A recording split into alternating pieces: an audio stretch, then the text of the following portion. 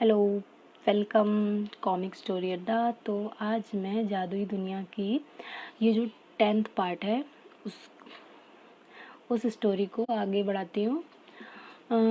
हाँ, वैसे सच है कि ये स्टोरी जो भी कॉमिक है वो मैं तो बनाती नहीं हूँ, कोई और बनाता है। बट मुझे कॉमिक पढ़ना बहुत पसंद है, इसीलिए मैं स्टोरीज़ को पढ़ती हूँ। चलो देखते हैं आज अब इस 10वें पार्ट में क्या हुआ। तो लाइब्रेरी में ओल्सन और अहमद बात कर रहे थे। ओल्सन कहती है, मुझे तो कुछ भी समझ नहीं आ रहा, ये सब क्या हो रहा है। मुझे लगता है हमें ज़रूर ही किसी प्रोफेसर की मदद लेनी चाहिए। पर ऋष ने तो मना किया है, फिर कैसे प्रोफेसर के पास जाएं? अहमद कहता है। ओल्सन कहती है, अभी ऋष को भूल जाओ, क्योंकि यह मामला हमारे हाथों से बाहर होता जा रहा है। यह बहुत कुछ बड़ा है। मुझे भी अब डर लग रहा है। मुझे लग रहा है कहीं हमारे साथ कुछ ऊट-पटांग ना हो जाए। मुझे लगता है कि प्रोफेसर मार्था के पास जाना चाहिए, वही हमारी मदद कर सकती हैं। हाँ, तुम सही बोल रही हो। ठीक है, फिर कल हम उनके पास चलेंगे। ओके। रात में ऋष, नाथन और जैक तीनों साथ बैठे हुए थे। अहमद भी अपने दोस्त ऋष के कमरे में रुका था। तुम लोग जानते हो अहमद के साथ जो कुछ हुआ था उस रात, वो क्यों हुआ था? तो दोस्त पूछते हैं, नहीं, क्यों हुआ था? ऋष ने पूरी कहानी जैक और नाथन को सुनाई, जिसे सुनकर वो दोनों हैरान हो गए। हम भी तुम लोगों की मदद करेंगे इसकी जड़ तक जाने में। हमसे जो भी होगा वो हम करेंगे। हम लोगों को लाइब्रेरी में एक डायरी मिली जिसमें कुछ बच्चों को बलि के बारे में लिखा था। मुझे समझ नहीं आ रहा यह सब क्यों हो रहा है। जैक पूछता है, ऋष, तेरे हाथ पर ये चोट कैसे लगी? अरे यह पता नहीं मुझे क्या हो गया था, मैंने खुद ही अपना हाथ काट लिया। ऋष की बात सुनकर तीनों बहुत ज़्यादा ही घबरा गए।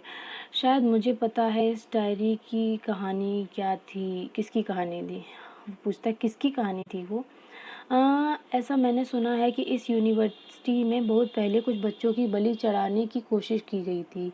यह काम यहाँ के ही किसी आदमी का था और ऐसा कहा जाता है कि उस सब के पीछे कोई बहुत बड़ा मकसद था। वो इस यूनिवर्सिटी को काली शक्तियों से जोड़ना चाहता था, जिसके कारण वो बच्चों को बलि चढ़ा रहा था। यह कहानी कितनी सच है कितनी झूठ है पता नहीं, पर यूनिवर्सिटी में काफ़ी लोग इसकी चर्चा करते हैं।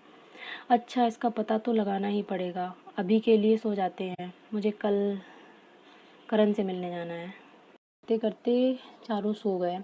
अगली सुबह चारों दोस्त कहीं जा रहे थे, तभी पीछे से ओल्सन आ गई।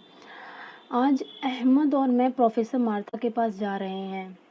मैंने मना किया था प्रोफेसर के पास नहीं जाना है। नहीं नहीं, अब प्रोफेसर के पास जाना बहुत ज़रूरी है, क्योंकि मुझे लगता है कि अब यह हमारे हाथों से बाहर निकल गया है।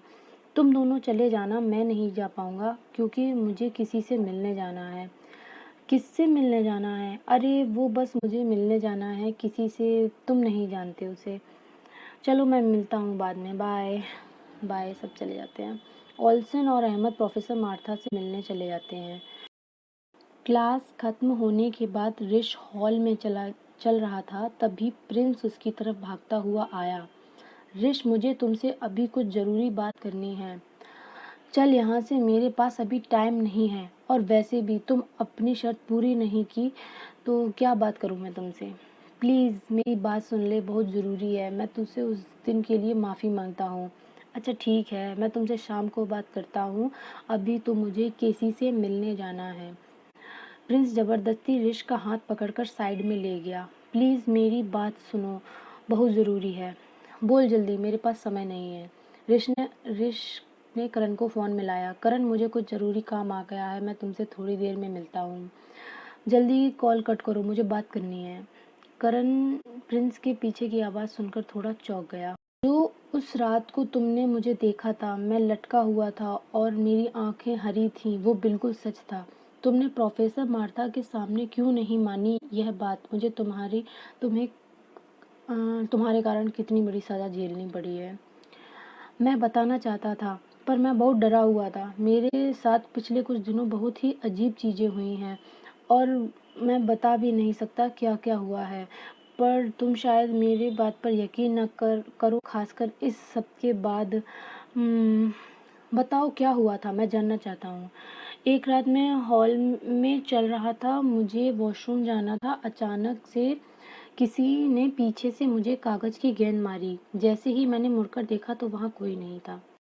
मैंने उसको पढ़ने के लिए खोला और जैसे ही मैंने पढ़ा, पता नहीं मुझे क्या हो गया।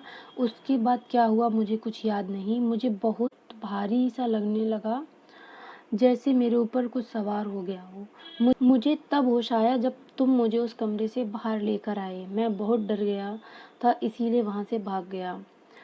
की बातें सुनकर ऋष बहुत हैरान हो गया। क्या यह सच में तुम्हारे साथ भी हुआ है? तुम्हारे साथ भी? और किसके साथ हुआ है यह सब? यह छोड़ो, तुम मेरे साथ चलो। रूम में लाकर ऋष ने प्रिंस को वही डायरी दिखाई जो उस लाइब्रेरी में थी। क्या तुम्हें इस कहानी के बारे में कुछ मालूम है? मुझे नहीं पता। मुझे ठीक नहीं लग रहा, मुझे जाने दो। इतना कहकर प्रिंस अपने कमरे में चला गया। वो तो पता नहीं, बट मिलते हैं नेक्स्ट पार्ट में। Thank you. तब तक मैं like the video and subscribe my channel. Thank you.